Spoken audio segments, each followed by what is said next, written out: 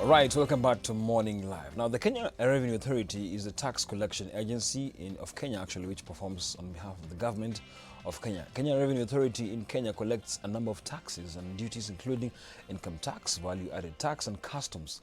In order to be able to carry out various transactions in Kenya, such as business banking, that is, investments, land transaction, and employment, one needs to get a KRA PIN. In studio is Mr. Benson Mugo, will give us insights on this issue, because now, as we're talking, the deadline is actually next month, 30th. And you know, Kenyans, the last-minute rush sometimes prove to be futile, and people kind of crash in terms of just being patient, the queues and everything. Benson, good morning. Hey, good morning. Filing tax returns, I don't know what happens, but right now you're relaxed. Next month is the deadline.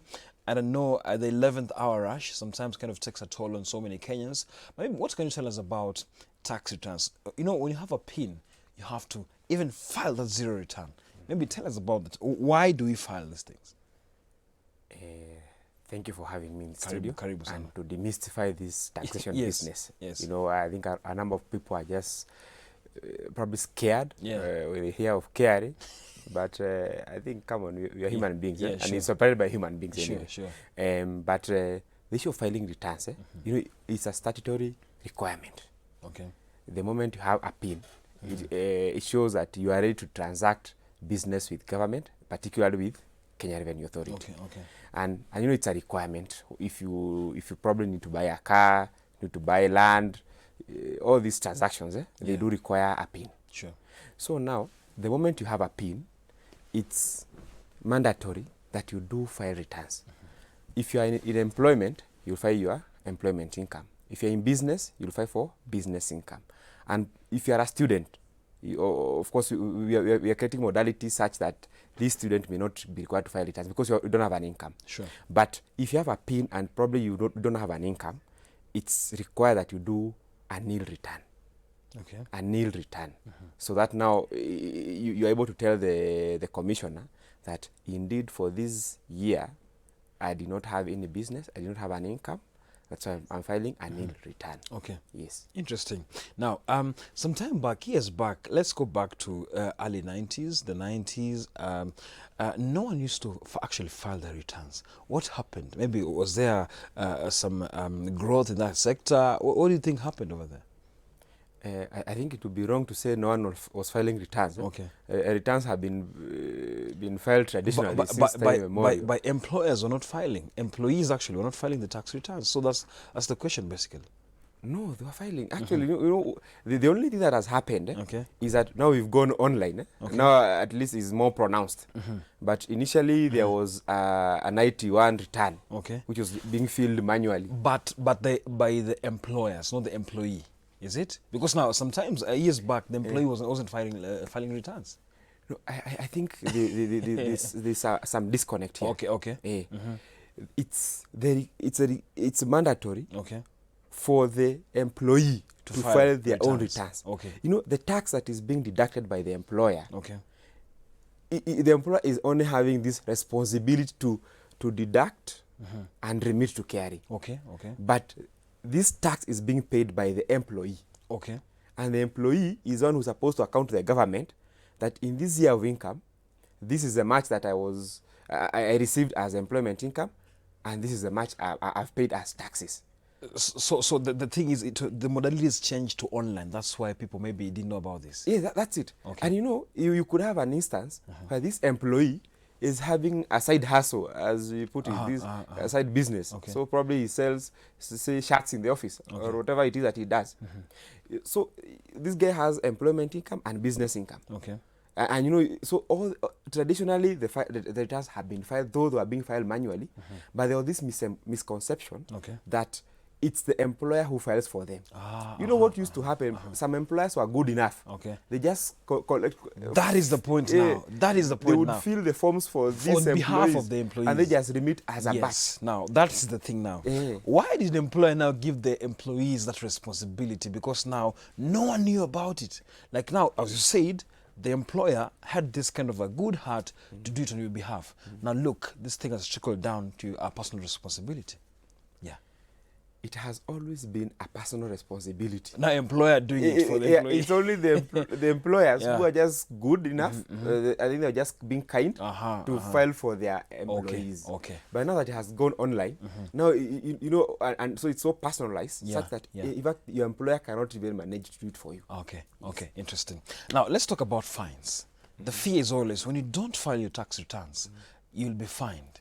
Yes. Maybe you can tell us more about this. Some people say a minimum of 20,000 per month for 3 months. Maybe you can just tell us more about this fine. You know, the KRA administers a number of tax heads. So for particularly for say an employee is supposed to file his or her returns at the end of the year. And for an individual, for tax purposes, is a calendar month. Sorry, a calendar year. So from 1st January to 31st December. So the employee is required to file the tax return by 30th June of the following year. So like for 2018 returns, by filing by 30th June this year. And of course now there are fines for not declaring what you paid as taxes. But you see, the government has given us 6 months from January to June. I don't think you have reason for not filing a return, and that's why there's a fine. You know, because you're just being penalized for misbehavior. How much? Maybe is it a standard amount, or maybe it's a different amount depending on so many things? It's standard. It's standard for individuals. It's 10,000 shillings for individuals for failing to file a return. Yes. It used to be 1,000. Then it went to 20,000, and then people complained that it was taken about 10,000. Yes. And then of course there are these other tax heads. Assuming you are doing business, and you have this VAT as an obligation. Now VAT is monthly. It's filed monthly, and the fine, or the penalty for failing to file a return is 20,000 shillings. Yes. Now some people file for over taxation returns, whereby you as KRA have to reimburse the amount that some people have been overtaxed. I'm one of them. I think the last time I did that was 3 years ago. I'm still waiting for my money. Where's my money? Interesting. What happens? The moment KRA collects this taxes, you know, of course, you know, KRA is on a bank. It's only collects and accounts to the government. But you're not a bank, but you find people to the exchequer. So what happens now? If you've probably been overtaxed, in accordance to your return. What you're supposed to do on iTax, you apply for that refund. Which people do actually. You apply for a refund. It will give you a task number. A task number now, say KRA 2019 and all that. Then with this task number, the officer who received this task is supposed to contact you. That is why on iTax you're supposed to have your correct details. Your email address has to be correct. Your phone number has to be correct. So you'll find most of these guys who applied for refunds, they've given us wrong address so that you don't find them. And now here they are, they need our services. I didn't give a wrong address, but now I'm actually sampling myself as a victim of this now. Do you think the reason why you're not reimbursed that amount of money is because of wrong address? Because now you're even told to give out your account number.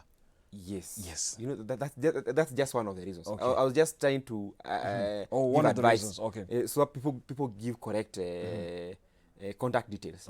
Now, on the issue of the actual refunds, you know, you cannot just be refunded automatically. Because you have to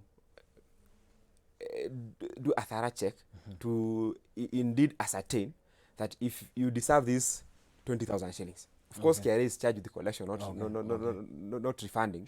But you see, you have to ascertain that indeed you deserve this 20,000 refund. And if a proper audit or compliance check is conducted, and you ascertain that indeed you deserve this 20,000 shillings, you'll be refunded. People have been refunded. People are being refunded. Can you go physically for the refund? What you should do, of course, you can't write you a check. Because you know the KRA is not, it does not bank this money. You don't have it like in our accounts. It's with the exchequer, which is at central bank. So what happens, The moment now you apply for this refund and KRA has ascertained that indeed you deserve these 20,000 shillings, that is when now the instructions will be given to the exchequer account, so that now you are refunded this money to your bank account. Wow, 3 years and counting. Anyway, so is it true that you have to go with your just a letter stating that indeed you've been employed by your employer for 1 year plus, so that you can actually get the refund?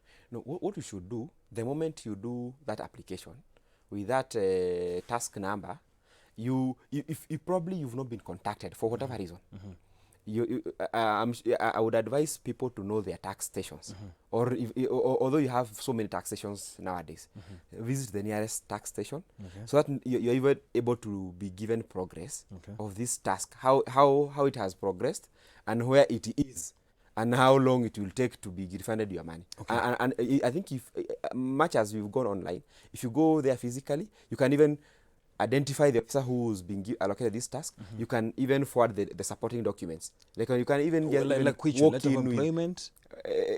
Just go with a P9. Okay. A P9 is a summary of how much you are deducted. Not letter of employment, actually.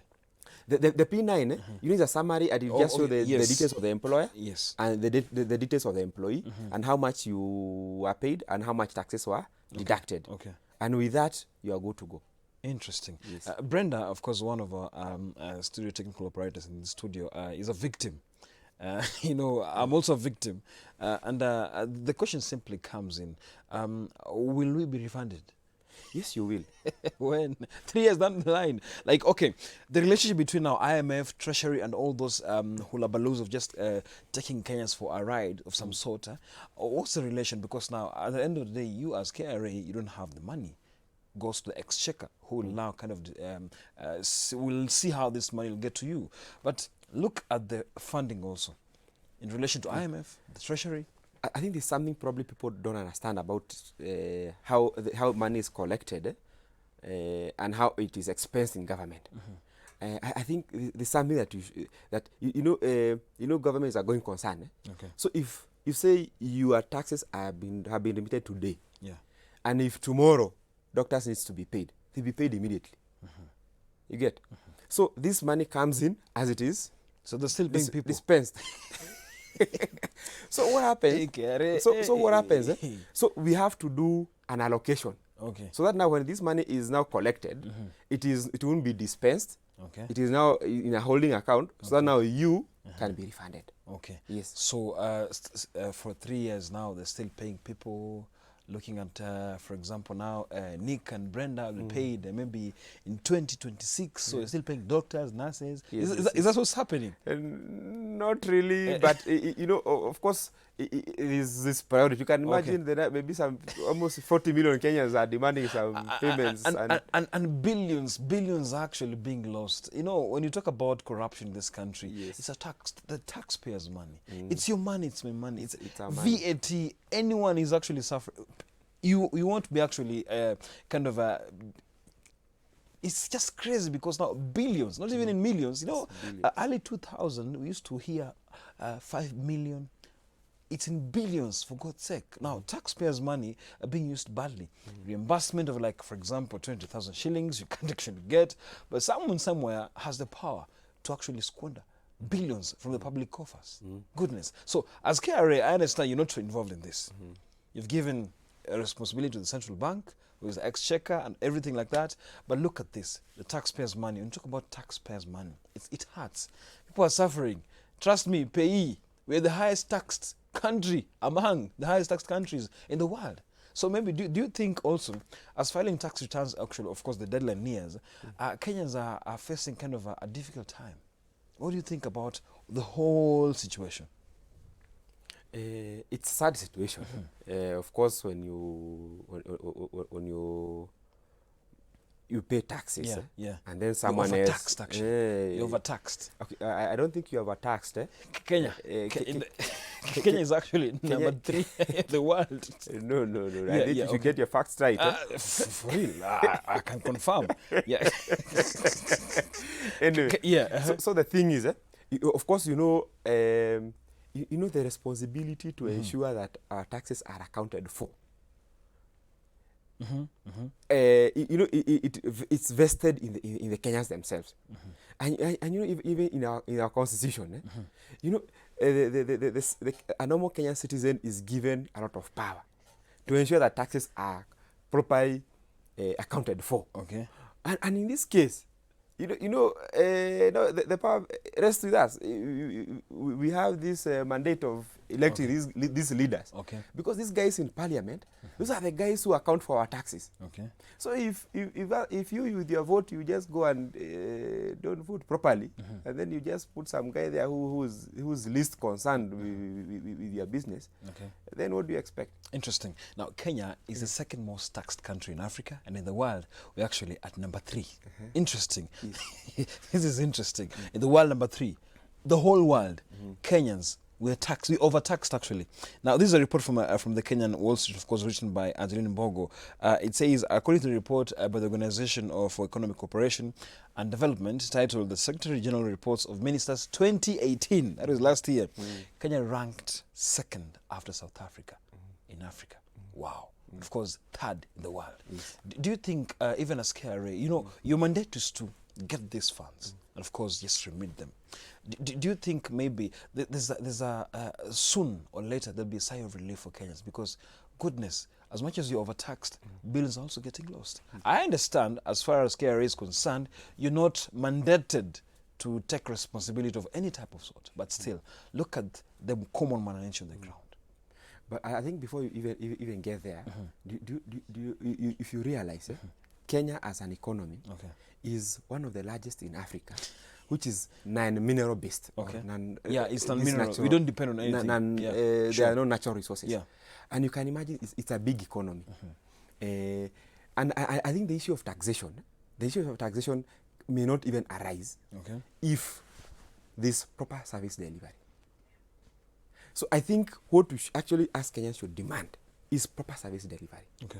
If you have proper service delivery, even if you are overtaxed, you know, like there are countries in the UK where you even tax at 50%. Okay. They have a salary goes, but there are good roads, there are good schools. You don't see what we saw the other in a school the other day, flooded classrooms. We don't have that. Okay. So I think what we should do is to demand for proper accountability of our taxes. Okay. If you have that in place, even if you are taxed 70%, actually you won't feel, because our children can go to school for free. There are proper roads, proper transport system. There are not traffic and all that. Everything is properly managed. Okay. That is what we should be demanding as Kenyans. Okay. And now these taxes that we do collect or we do pay. Now I'm talking about as a Kenyan. Okay. These taxes that we do pay, if they are properly accounted for, I'm telling you, you won't even complain one day. And you won't even bother with whichever ranking we have in the taxation index. But you're not seeing that. You're not seeing that happening. That's why we... Yes, that's why I'm saying we should demand for proper service delivery. Okay. Yes. All right, Benson. We're taking a short break. When we come back now, still more questions for Benson, because now, as much as you're talking about the deadline, filing tax returns, there's also the aspect of even taking responsibility as a Kenyan out there. Why you need to file your tax returns, and of course, why you need now to adhere to even the timelines, because now next month 30th the deadline, 11th hour rush. Kenya, sometimes the system crashes, Kenyans are crying for extension, and right now you know very well you're supposed to do it now. All that coming to you after a short break.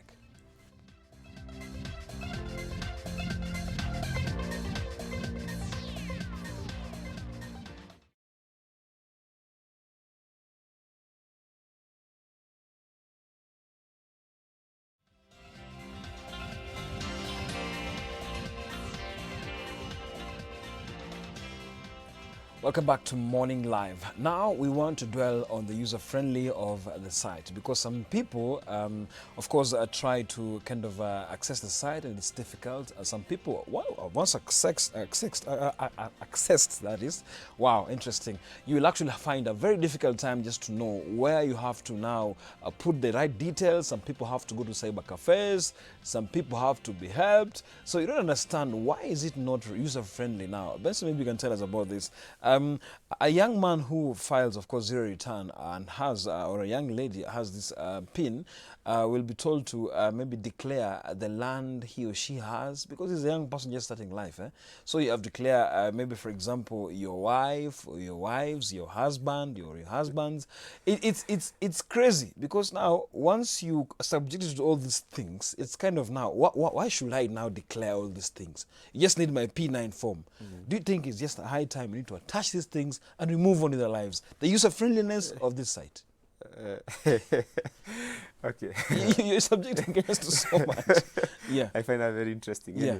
You know, okay, let me just say something about the wife. I think that's, you know, the youth, of course, maybe you find these guys are not maybe married. Not married, sure.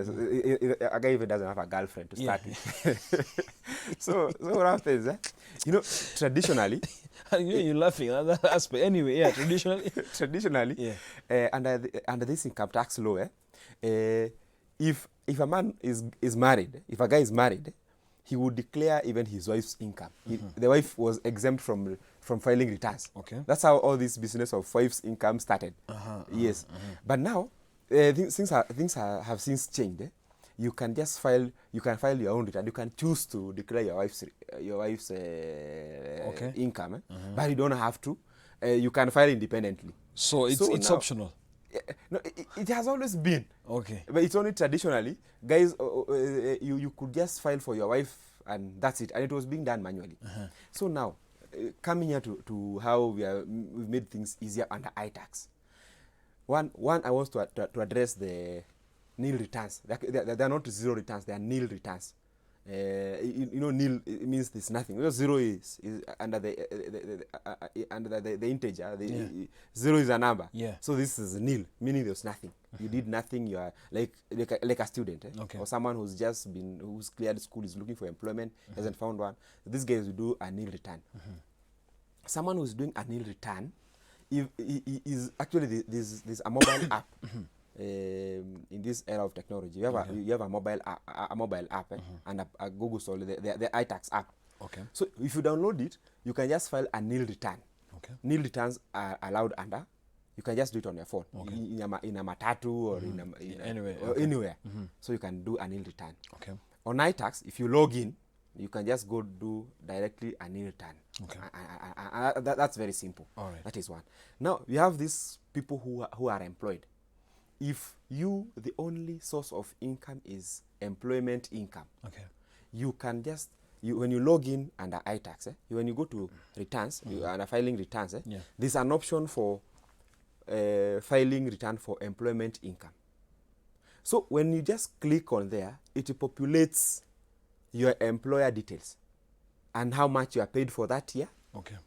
So you only need to click next, and then you only be asked whether you have any other source of income. If you have business income, then of course now you have to do other details. But if you only have employment income, the only thing that you'll be required to fill is if you have, say, mortgage, or you have policies, these insurance policies. Okay. If you have none of those, you click no, and then you click next. You just click submit. Okay. And that's it. It's that simple. Send your questions for Mr. Benson here, because now your questions are coming in very swiftly, and we're happy to share some questions with you. Kenyans are very concerned about this, because now, as much as he's giving us the issues that indeed the government has, the KRA has, but still, there's one person here, you haven't mentioned your name, but says, asking, morning, we are filing returns, but your servers are ever busy. And someone else says that indeed we've been filing returns all along, but we don't see where our money goes, and at least that's not their responsibility. But morning, we're filing returns, but the servers are ever busy. Now, ever busy, still early days.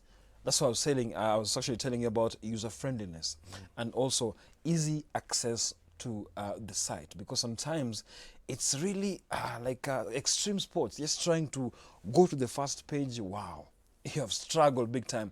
Depending on even your internet speeds, it's just difficult to access. Yeah. Even logging in with your PIN and your password, it's still tricky. What is happening? People, because these are early days, I understand. During the final days, it makes sense because of the clogged. Yeah. But right now, It's just 10th. Is it 9th? 10th of May. Just a few weeks to go. But man, sometimes just accessing the site is difficult. Is it always under construction or something? What is happening? I'm surprised someone is talking about the issue of the site. Yeah. At this day and age. Okay. But you know, actually, from experience, I really feel this viewer. Because now when he or she says the servers are ever busy, it's true. Because we've been there.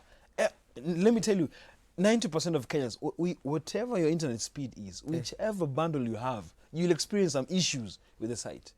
You know, we've really done a lot of enhancements on iTax to address that. I think if you're talking about that, maybe when iTax started around in 2013, 2014, I admit it was quite slow and it was a bit frustrating. But let me say this. If probably someone is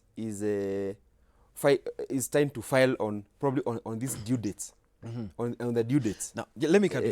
As you're talking right now, Director Raul is trying to log in. He cannot log in right now as we are talking. It's just very early in the morning, and I believe people are so busy. People are actually going to work. Some are waking up right now. Some are still in the house.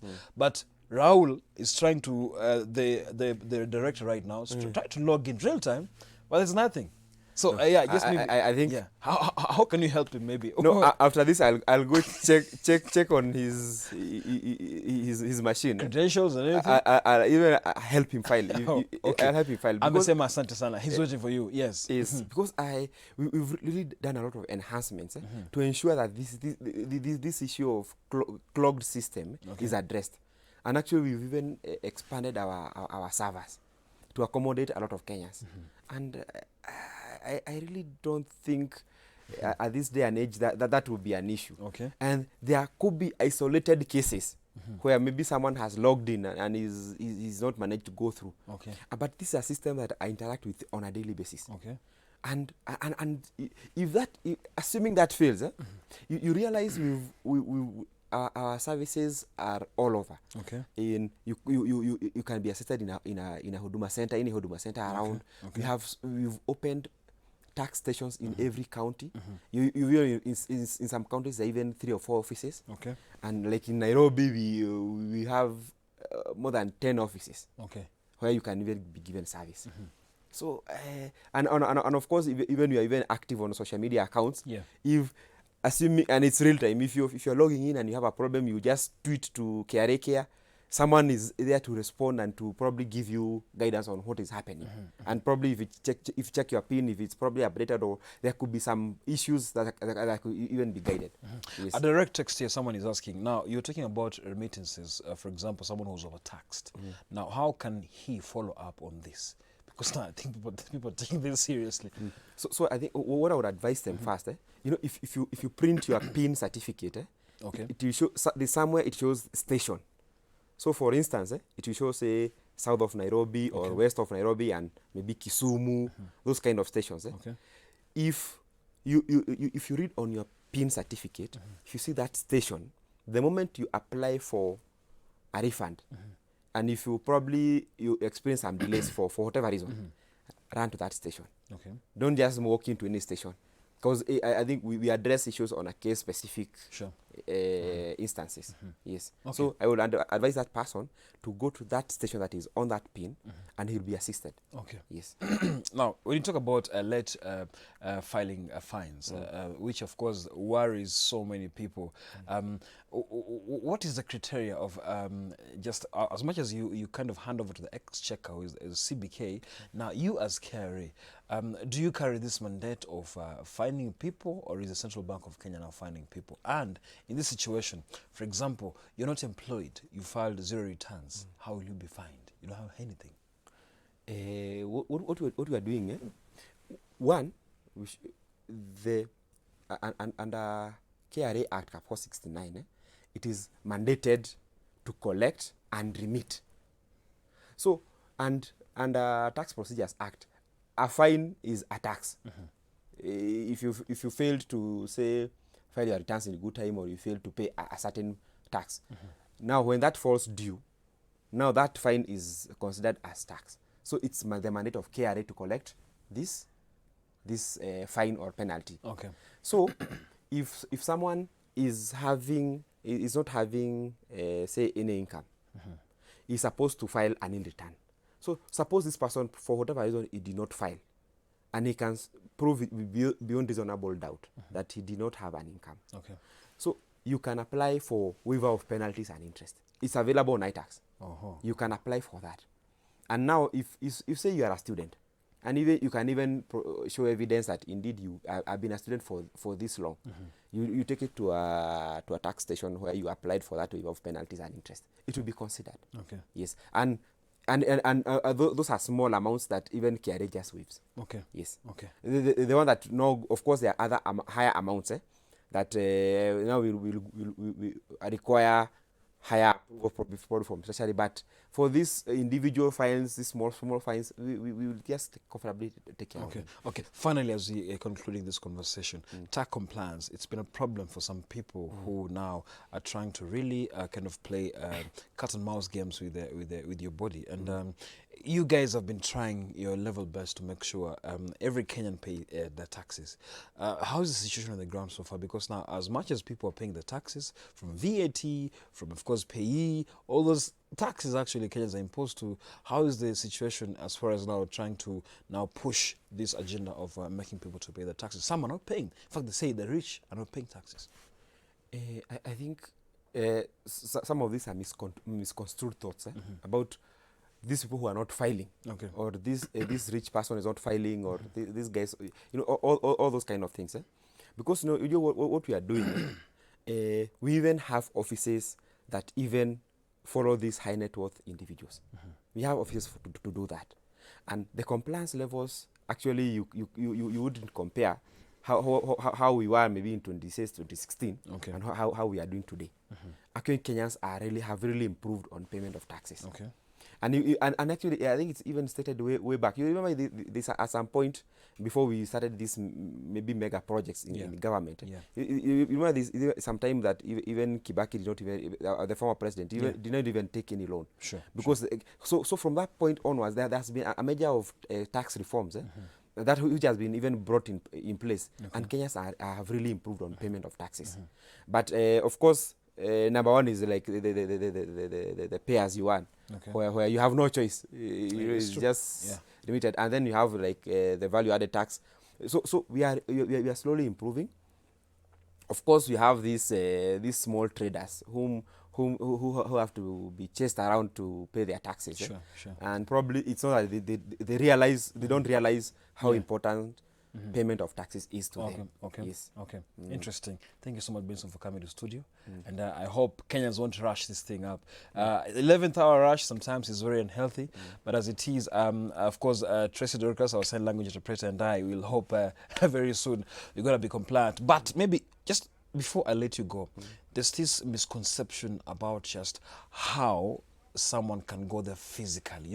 The appearance is important, but it's really a hassle for you just to go there and just present your case, because the queues, goodness. I think there's something I mentioned about the availability of our services in tax stations. Like in Nairobi, you'll find this. You'll find Samia Park, in the Huduma centers. You'll find KRA services. Corporate Business Center at Westlands, at Times Tower. All these are areas that you'll find KRA services. And I think what some of these Kenyans do, the moment they are going to a tax station, at times they have zero idea what they want. Even before you are placed... It's a purposeful movement. You can't just go there without an idea of what you want. So I think it's good, even before you are going there, you even know your tax record. You know how you've been, at least have an idea of what happens. So even when you walk in there, it's easier even to attend to you. Because you can imagine, say, 1,000 people have walked into an office and they are confused. Even serving them is a problem. Benson, thanks so much for coming to the studio. Guys, I hope you guys are actually serious about this, because 30th is a deadline, and the rush is sometimes very crazy. And of course, thank you so much for coming. We'll continue this conversation, but just hold on.